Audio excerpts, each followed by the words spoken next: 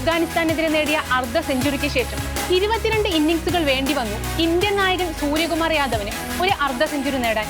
22-ൽ 10 ഇന്നിംഗ്സിൽ 2 അക്കം കാണാതെയാണ് സൂര്യ പുറത്തായത്. അന്ന് ഇന്ത്യൻ നായകൻ കേൾക്കാത്ത പഴിയാണ് ന്യൂസിലാൻഡിനെതിരെ പരാജയപ്പെട്ടപ്പോൾ സഞ്ജു നേരിടുന്നത്. ശരിയാണ്, സഞ്ജുവിന്റെ പ്രകടനം മോശമായിരുന്നു. പക്ഷേ ലോകകപ്പിന് യോഗ്യതയില്ലാത്ത PR കൊണ്ട് മാത്രം ഇന്ത്യൻ ടീമിലെത്തിയ താരമല്ല സഞ്ജു സാംസൺ.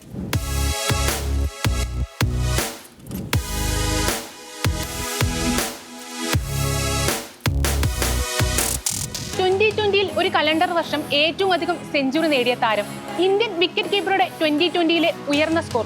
അങ്ങനെ 2024-ൽ സഞ്ജു നടത്തിയത് സ്ഥിരതയാർന്ന പ്രകടനം. 25 തവണ 0-ന് പുറത്തായെങ്കിലേ ടീമിന് പുറത്താകൂ എന്ന ഗംഭീറിന്റെ വാക്കുകളായിരുന്നു സഞ്ജുവിന് കരുത്തായത്. എന്നാൽ പിന്നാലെ സഞ്ജു ടീമിൽ നിന്ന് പുറത്തായി. കാരണമായി പറഞ്ഞത് ഗില്ല് മടങ്ങിയെത്തിയതിനാൽ സഞ്ജുവിന് ഇടമില്ല.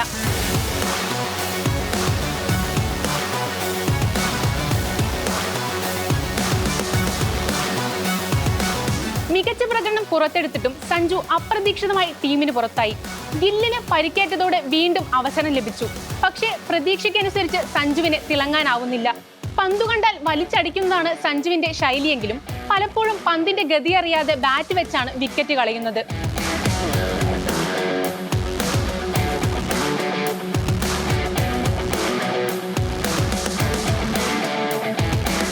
ബാറ്റിംഗിലെ സഞ്ജുവിന്റെ മോശം പ്രകടനത്തിൽ നിരവധി പേരാണ് നിലവിൽ രംഗത്തെത്തുന്നത്. സഞ്ജുവിന്റെ ലോകകപ്പ് സ്ഥാനം പോലും ചോദ്യമുനയിൽ നിർത്തി അവർ ആക്രോശിക്കുകയാണ്. പക്ഷേ ഇന്ത്യൻ ടീമിലെ മറ്റ് പല താരങ്ങൾക്കും നൽകിയ അവസരങ്ങൾ ഇപ്പോഴും സഞ്ജുവിന് ലഭിച്ചിട്ടില്ല എന്നതാണ് യാഥാർത്ഥ്യം. സഞ്ജുവിന്റെ രക്തത്തിനായി ദാഹിക്കുന്ന വിരോധികളോടാണ്. സമ്മർദ്ദങ്ങളെ അതിജീവിക്കാൻ പഠിച്ചവനാണ് സഞ്ജു. വരും മത്സരങ്ങളിൽ നിങ്ങൾക്കത് ബോധ്യപ്പെടും. ഇന്ന് മുറവിളി കൂട്ടുന്നവർ അന്ന് ആർക്കു വിളിക്കും.